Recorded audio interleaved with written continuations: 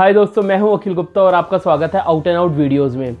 बहुत सारे ड्रामे के बाद फाइनली हमें पता लग गया कि यूएस का अगला प्रेसिडेंट कौन होगा। वो होगा जो बाइडन और उनकी वीपी होगी यानी कि वाइस प्रेसिडेंट होगी कमला हैरिस।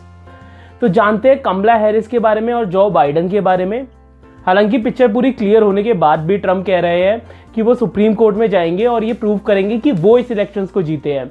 अचंबा इस बात पे है कि वो उसी सिस्टम पे आवाज़ उठा रहे हैं, उसी सिस्टम पे उंगली उठा रहे हैं जिसने 4 साल पहले उनको प्रेसिडेंट बनाया था हेनरी क्लिंटन के सामने। अब इस पर टाइम वेस्ट ना करते हुए हम कॉन्वर्सेशन शुरू करते हैं जो बाइडन की लाइफ पे, कमला हैरिस की लाइफ पे और इसका इंडिया पे क्या असर पड़ेगा उस पर।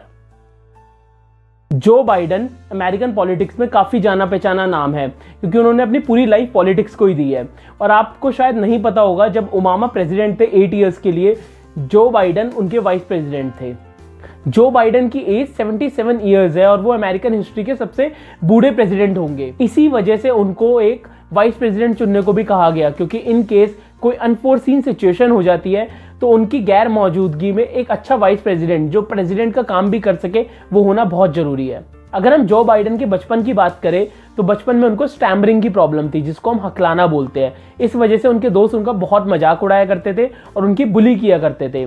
गाइस, ये कमेंडेबल है कि वहां से पहले पब्लिक लाइफ में आना और फिर पब्लिक लाइफ से सीधा अमेरिका का प्रेसिडेंट बन जाना, इसके लिए काफ़ी ज़्यादा डेडिकेशन चाहिए। वी सल्यूट जो बाइडन। जो बाइडन की फैमिली की बात करें तो वो भी काफ़ी ट्रेजिक रही है। पहले उनकी बेटी और उनकी वाइफ की डेथ हो गई कार एक्सीडेंट में और उसके बाद उनके बेटे की 2015 में कैंसर की वजह से डेथ हो गई। जो Biden is a strong man for sure. एक और बहुत इंटरेस्टिंग फैक्ट है जो बाइडन के बारे में, जब उन्होंने अपनी लॉ की पढ़ाई करी उसके बाद वे वियतनाम वॉर में जाना चाहते थे पर अस्थमा की वजह से उनका मेडिकल क्लियर नहीं हो पाया। जस्ट इमेजिन, अगर वो वियतनाम वॉर में चले जाते तो शायद जो बाइडन के रूप में अमेरिका को आज उनका प्रेसिडेंट नहीं मिलता। कमला हैरिस का जन्म ओकलैंड कैलिफोर्निया में हुआ था और उनकी मां का नाम था श्यामला गोपालन। और अगर हम श्यामला गोपालन जी की बात करें तो उन्होंने अपनी पढ़ाई डीयू से 19 ईयर्स की एज में कंप्लीट करी थी और फर्दर एजुकेशन के लिए वो अमेरिका गई थी। अमेरिका में उनका रुकने का कोई विचार नहीं था। उनका विचार था कि पहले फर्दर पढ़ाई पूरी कर ली जाए और फिर इंडिया आके अरेंज मैरिज कर ली जाए। पर उसके बाद उन्होंने अमेरिकन सिविल राइट मूवमेंट्स में पार्ट लेना शुरू किया और वो वहीं रुक गई। और वहां पर वो मिली डोनाल्ड हैरिस से जो कि एक जमाइकन थे, वो भी अमेरिकन नहीं थे। और वहां से उनकी अपनी लव स्टोरी शुरू हुई एंड दे गॉट मैरिड। और उसके बाद हमें मिली कमला हैरिस। एक इंटरेस्टिंग फैक्ट है कमला हैरिस के बारे में, 2003 में एक इंटरव्यू के दौरान कमला हैरिस ने बोला था उनको इंडियन कल्चर से आज भी बहुत प्यार है वो और आज भी इंडियन फूड अपने घर में कुक करती है। इज़न्ट इट इंटरेस्टिंग, इतने साल अमेरिका में रहने के बाद भी वो आज भी इंडिया से उतना ही प्यार करती है।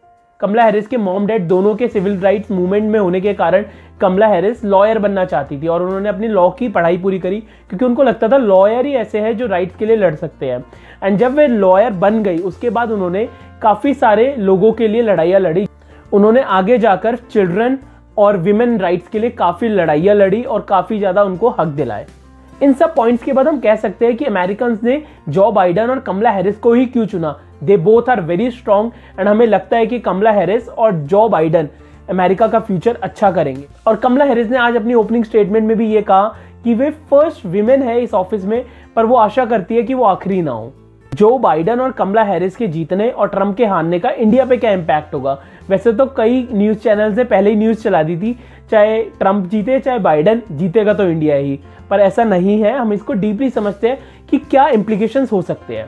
तो गाइस, सच ये है कि जो बाइडन के आने के बाद भी इंडिया और यूएस के रिलेशनशिप्स वैसे ही रहेंगे जैसे पहले थे क्योंकि अमेरिका की फॉरेन पॉलिसी किसी भी गवर्नमेंट के चेंज होने से नहीं बदलती।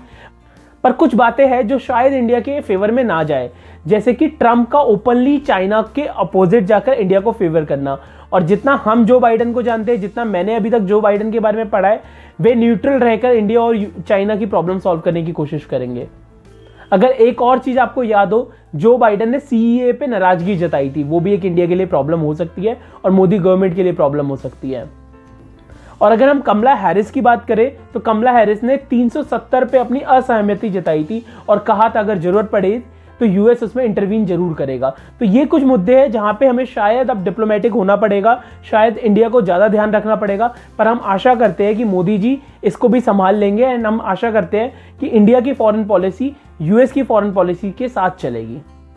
कुल मिलाकर हम कह सकते हैं कि इम्पैक्ट के बारे में अभी बोलना बहुत जल्दबाजी होगी, पर आपको क्या लगता है हमें प्लीज़ कमेंट सेक्शन में बताइए, क्या इंडिया के लिए ये सही हुआ या गलत हुआ। और गाइज अगर आपको ये वीडियो पसंद आई तो प्लीज़ चैनल को सब्सक्राइब करिए, वीडियो को लाइक करिए और ये वीडियो और लोगों के साथ शेयर करिए। Thank you. जय हिंद।